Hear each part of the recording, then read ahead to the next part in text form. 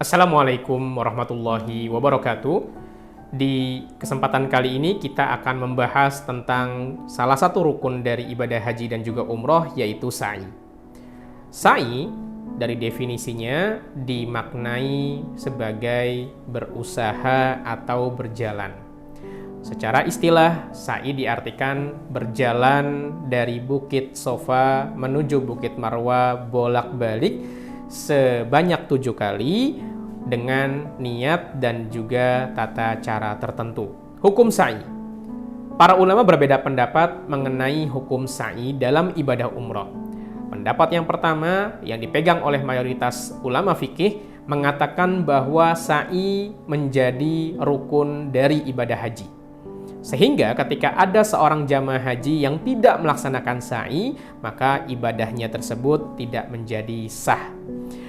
Yang kedua adalah pendapat yang dipegang oleh Imam Abu Hanifah yang mengatakan bahwa sa'i menjadi wajib dari ibadah haji. Sehingga ketika seseorang tidak melaksanakan sa'i, menurut pendapat ini, ibadah hajinya tetap sah, namun dia harus membayar dam. Pendapat yang ketiga adalah pendapat yang dipegang oleh beberapa para sahabat seperti Ibnu Mas'ud, Ubay bin Ka'ab, Ibnu Zubair, Ibnu Abbas, dan lain sebagainya mengatakan bahwa hukum sa'i adalah sunnah. Maka setiap jamaah haji sesuai pendapat ini ketika tidak melaksanakan sa'i dalam ibadahnya, maka hajinya tetap sah dan tidak punya ketentuan apapun yang harus dia emban. Syarat sa'i. Sa'i memiliki beberapa ketentuan atau syarat yang harus dipenuhi agar bisa menjadi ibadah yang sah. Yang pertama adalah didahului dengan tawaf. Tawaf di sini adalah tawaf yang sudah sah dan tuntas dikerjakan. Maka seseorang yang akan melaksanakan sa'i, dia harus sudah selesai melaksanakan tawafnya sampai sah. Yang kedua adalah memulai dari Bukit Sofa menuju Bukit Marwa. Maka apabila ada seseorang memulai sa'i dari Bukit Marwah ke Bukit Sofa, maka urutan tersebut tidak diperhitungkan atau tidak dianggap sah. Yang ketiga adalah menyempurnakan perjalanan sa'i dari Bukit Sofa menuju Bukit Marwah. Maka seseorang yang melaksanakan sa'i, dia harus menempuh jarak yang sempurna perjalanan dari Bukit Sofa menuju Bukit Marwah. Dan tidak boleh dia memotong di tengah-tengah jarak tersebut. Dan yang terakhir adalah dilaksanakan di tempat sa'i. Maka sa'i tidak bisa dibenarkan kalau tidak dilaksanakan di mas'a atau tempat yang memang khusus untuk pelaksanaan ibadah sa'i. Sunnah-sunnah sa'i. Sebagaimana ibadah tawaf, sa'i pun juga memiliki sunnah-sunnah yang bisa dikerjakan.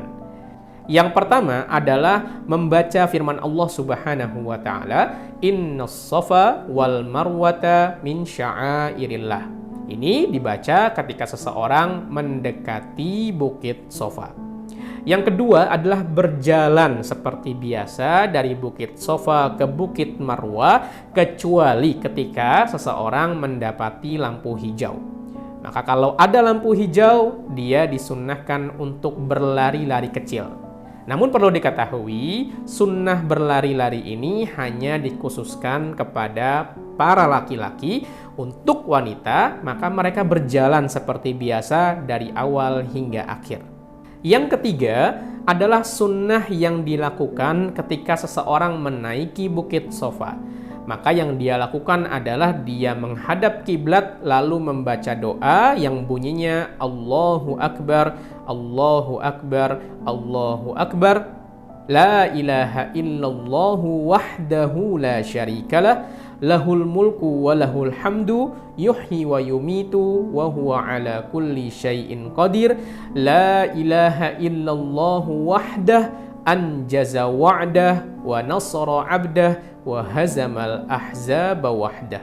Yang keempat, selama perjalanan dari Bukit Sofa menuju Bukit Marwa, dia disunnahkan untuk memperbanyak zikir dan membaca ayat-ayat Al-Quran. Atau juga bisa berdoa meminta kebaikan di dunia maupun di akhirat.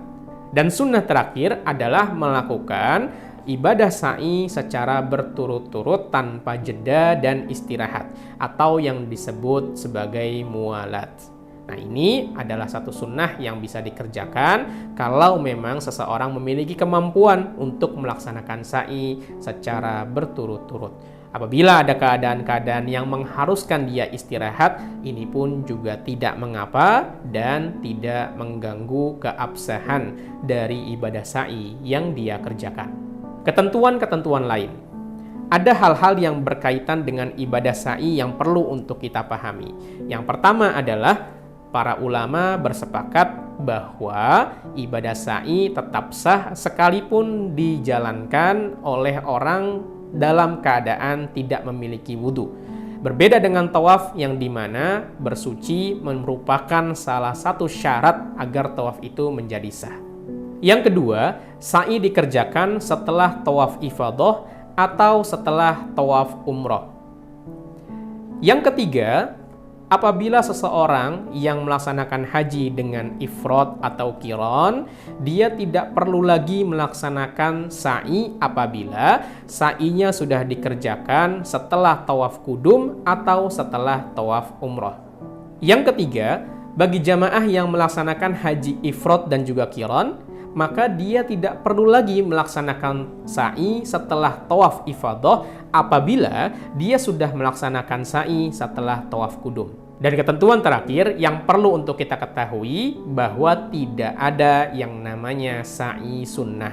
Artinya tidak ada ibadah sa'i yang dikerjakan berdiri sendiri. Sa'i sudah merupakan satu rangkaian dari ibadah haji serta umroh yang berbeda dengan tawaf yang mungkin bisa dikerjakan dalam keadaan berdiri sendiri.